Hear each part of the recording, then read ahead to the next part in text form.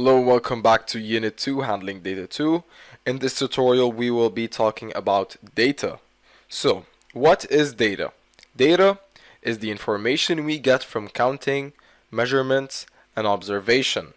It is basically what you come up with after performing a statistical study or maybe through performing that statistical study. It is something that you need to perform it and something that you come out with. Data can be quantitative and can also be qualitative. Or in other words, numerical and categorical.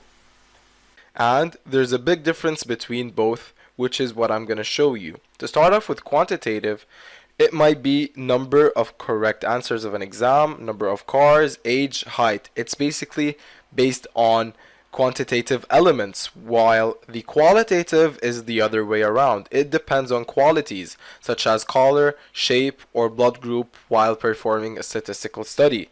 It is based on qualities and not quantities, and that's the difference between both.